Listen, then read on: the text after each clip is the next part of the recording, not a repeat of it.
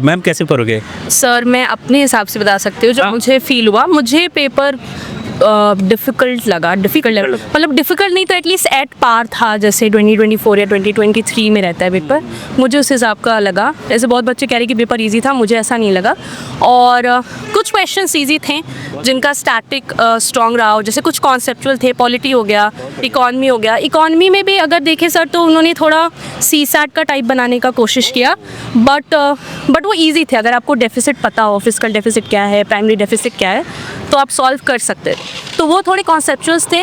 Current affairs भी ऐसी चीज़ें थी जो मतलब बहुत सारी ऐसी चीज़ें होंगी जो आप मैगजीन वगैरह से कवर कर सकते हो या न्यूज़पेपर रीडिंग कर रहा होगा तो कवर कर सकते हैं, बट थोड़ा उन्होंने बाउंसर देने की भी कोशिश की। जैसे स्टेटमेंट 1, 2 और अब 3 भी था, तो वैसे थोड़े चेंजेस किए हैं। वो तो हर बार रहता है सर, अनसर्टेन तो रहता ही है। ये ऑनेस्ट और सबसे परफेक्ट रिव्यू है अब तक का, जिससे मैंने ली कोई इस तरह से नहीं बता रहा है। मैंने बहुत ही एनालिटिकल और बहुत ही टेक्निकल तौर पे बताई और ऑनेस्ट के साथ। मैम TYQ तो आपने देखा होगा, आपको कैसा था? लास्ट 2024 के जो पेपर थे, 2023 के थे, उसके कंपैरेटिवली इस बार पेपर आप कह रहे हैं टफर साइड में था। हाँ, मैं उनके पार मिला, एट पार। उनसे इजी तो बिल्कुल नहीं कह सकते, इजी और मॉडरेट तो बिल्कुल नहीं कह सकते। क्या चेंज, कुछ अलग दिखा आपको, कुछ डिफरेंट दिखा इस पर? सर कुछ तो मुझे ये भी चीज़ लगी कि बहुत बेसिक चीज़ें भी उन्होंने पूछी। कभी कभी क्या होता है कि हम थोड़ा ओवर डिफिकल्ट प्रिपेयर करने की कोशिश करते हैं और बेसिक मिस कर देते हैं, तो कुछ उन्होंने बेसिक में चीज़ें पूछी आई फील। और स्टेटमेंट वाली चीज़ आई फील न्यू थी। और वो जो मैं इकोनॉमिक्स में ही बता रही हूँ, थोड़ा नंबर्स दे के, ताकि थोड़ा बच्चा उस टाइम पे पैनिक भी हो सकता है सर, मतलब पढ़ा भी। स्टेटमेंट क्या था, मतलब जो आप जैसे जनरली क्या होता है, स्टेटमेंट 1 स्टेटमेंट 2 होते हैं और उन दोनों में रीज़न और एजम्पशन में चूज़ करना होता है। इस बार बहुत सारे ऐसे क्वेश्चन थे थोड़े लेंदी थे। स्टेटमेंट 1 भी था, 2 भी था, 3 भी था। अरे ऐसे तो कंफ्यूज हो जाएगा बच्चा इसको। हाँ, थोड़ा वैसे सॉल्व करना था। तो आई फील सर अगर थोड़ा माइंड कूल रख के, काम रख के किया हो तो हो भी सकता है। देखिए ये जो बोला ना, कूल और काम माइंड को रखें, कैसे रखेंगे? क्योंकि यहाँ पे तो सब बच्चे नर्वस रहते हैं, सब डरे हुए रहते हैं। जब आपको, देखिए मैं एक टिप्स दे रहा हूँ, जब आपको एग्जामिनेशन हॉल में डर लगे, जब नर्वसनेस लगे, तो अपने बगल वाले को देखो, सबकी सेम कंडीशन उसकी वैसी रहेगी, वो भी नर्वस रहेगा। उसको देख के आपको एक संतुष्टि मिले, चलो यार जो कंडीशन मेरी है उसकी भी है, तो फिर एक साइकोलॉजिकल आपको थोड़ी इम्पैक्ट मिलेगी, आप रिलैक्स फील करोगे। मैम ये बताइए आपकी ये कौन सा अटैम्प्ट है ऑप्शन पे भैया? मेरा ऑप्शनल हिस्ट्री है और मेरा ये 3rd अटैम्प्ट है। मतलब मैंने पहले काफ़ी पहले दिया था, 1st और 2nd अटैम्प्ट, तो उस टाइम इतनी अच्छी प्रिपरेशन नहीं थी। ये 3rd अटैम्प्ट है मेरा। कोई कोचिंग की, सेल्फ स्टडी ली या किसी की हेल्प ली, कैसे किया? नहीं सर, सेल्फ स्टडी किया, बट हाँ मतलब यूट्यूब वगैरह से तो वीडियोस देखते ही हैं, तो कम्प्लीटली भी सेल्फ स्टडी नहीं कह सकते।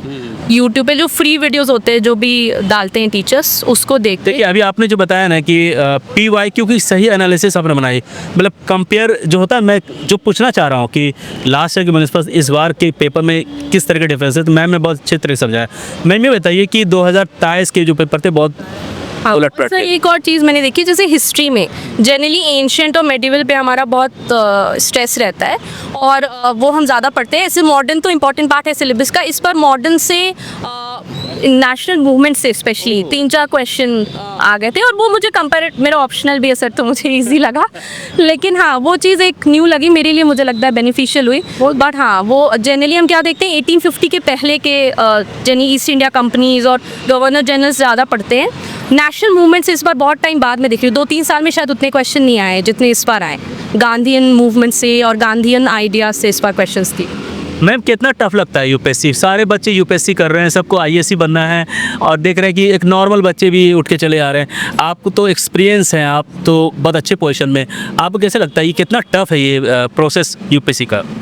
सर टफ़ तो है, मैं नहीं कहूँगी कि टफ़ नहीं है, क्योंकि पढ़ने के साथ साथ वो पूरा जो 1 साल का प्रोसेस है और अब किसी भी एक अगर आप 3 एग्ज़ाम में फेल होते तो आपको फिर से शुरू करना पड़ता है। तो वो 7 वाला है सबका डायरेक्ट नीचे, और हर एग्ज़ाम में काम रखना वो डिफ़िकल्ट होता है सर। वो दो यही तो पेशेंस चेक करता है यूपीएससी, और आई फील वो होना भी चाहिए अगर आप रिस्पॉन्सिबिलिटी आपको मिलने वाली है। वो स्ट्रेस और वो कामनेस वो चेक करते हैं आई थिंक। मतलब इस प्रिपरेशन में आपको वो तैयार कर देता है, उसको लबासा में जो बची कुछ चीज़ें रहती वो तो है वो आप एडिशनल, लेकिन एटलीस्ट पेशेंस, काम रहना और स्ट्रेस को हैंडल करना एग्जाम में। फिर आप देखिए बहुत इंटेलिजेंट लग रही हैं और मुझे क्यों लग रहा है कि आप इसीलिए बनी यूपीएससी के लिए। मैम कहाँ से बिलोंग करते हैं आप लोग? मैं ऐसे तो हम बहुत टाइम से अभी दिल्ली में ही रह रहे हैं, लेकिन ऐसे मेरा बिहार हुआ था। Oh good. आप मैम कहाँ से हैं? मैं इनके सिस्टर हूँ, मैं वहीं से हूँ। आप आपके पेपर कैसे गए? नहीं, मैं पेपर नहीं दे, मैं दिलाने आई हूँ। ये अपने टेस्ट के लिए पढ़ रही है, इनका कल एग्जाम है लॉ का, इसके अच्छा, लॉ से। पढ़ रही है। चलिए बढ़िया, मैं भी बिहार से हूँ। और आइए बताइए कि बीपीएससी वगैरह दिया कि ना पे? नहीं सर, अभी नहीं है, लेकिन इस बार वाला 71 का दे रही है आप? हाँ, मैं सोची वो देने का, क्योंकि अभी इसकी यूपीएससी की प्रिपरेशन थी, अलाइन कर रखा है, तो मैं वो वाला सोच रही ग्रेट। मैम ये बताइए कि इसमें ऑप्शनल पेपर क्या थे आपके? हूँ। ऑप्शनल मेरा हिस्ट्री है। हिस्ट्री और ग्रेजुएशन कहाँ से की, किस सब्जेक्ट्स की? हिस्ट्री से ही किया है मैं। एक और मिल गई स्मार्ट गर्ल। मतलब होता है ना कि आपने प्लान कब किया था कि सिविल सर्विसेज करना, कब से शुरू सोचा था? मास्टर्स के बाद मैंने सोचा था, बट बीच में फिर मैं जॉब कर रही थी, पढ़ा रही थी दिल्ली यूनिवर्सिटी में, तो हिस्ट्री पढ़ा भी रही थी मैं। शायद टीचर भी इन्होंने डीयू में पढ़ाया है। एक होता है ना कि आपने आपकी जो ग्रेजुएशन थी हिस्ट्री में थी, फिर ऑप्शनल भी हिस्ट्री रखा आपने।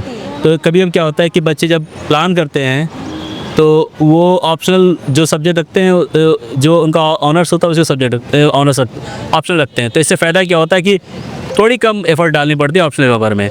आपको कैसे लगता है मैम, इसकी प्रिपरेशन कब से शुरू करनी चाहिए और किन किन बातों का ध्यान रखना चाहिए प्रिपरेशन में?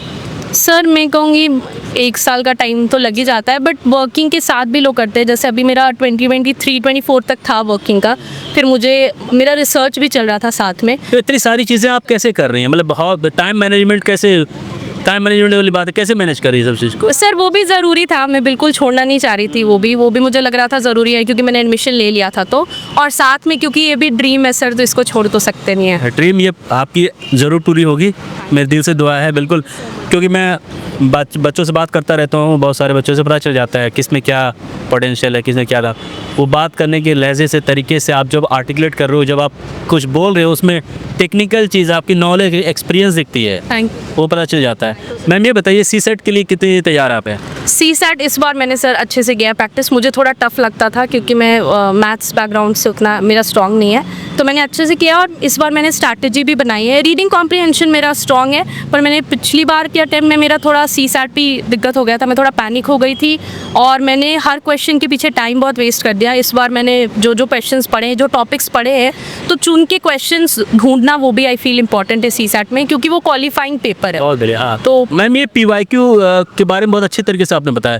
PYQ कितना इंपॉर्टेंट है ओवरऑल ये जो यूपीएससी की प्रोसेस है? सर बहुत इंपॉर्टेंट है। इनफैक्ट मैं ये भी कहूँगी कि बहुत सारे क्वेश्चन अगर आपने PYQ किए हैं तो आपके सॉल्व भी होंगे, अगर आपके उसके ऑप्शंस को आपने अच्छे से पढ़ा है। हाँ, और आपको थीम्स भी पता चलती है। मतलब PYQ के जो 4 ऑप्शन उसको भी पढ़ना है? हाँ बिल्कुल, मुझे लगता है पढ़ना है सर, क्योंकि वो हेल्प करता है बहुत बार मैपिंग में, प्लेसेस में, बहुत सारा आपको हेल्प करेगा कि अच्छा ये वाला हमने उसमें पढ़ा था, ये वैसे नहीं, तो आप एलिमिनेट कर सकते हो। तो ये चीज़ में हेल्प करता है और थीम्स भी पता चलते हैं आई फील, क्योंकि नेशनल मूवमेंट अभी 1-2 साल से नहीं आ रहा, बट वो इंपॉर्टेंट थीम रहा है। और गांधीयन मूवमेंट से और उनके आइडिया से हमेशा से क्वेश्चन आते थे, जो इस बार फिर आई फील 3-4 क्वेश्चन थे वैसे। तो अगर थीम्स पता रहे तो वो भी, तो इसलिए मुझे प्रीवियस ईयर तो बहुत इंपॉर्टेंट लगता है। मॉक लगाने चाहिए या फिर उसको क्या फायदा होता है? सर लगाने चाहिए, बट मैं ज़्यादा मॉक नहीं कर पाई थी, लेकिन मैंने प्रीवियस ईयर अच्छे खासे सॉल्व किए थे।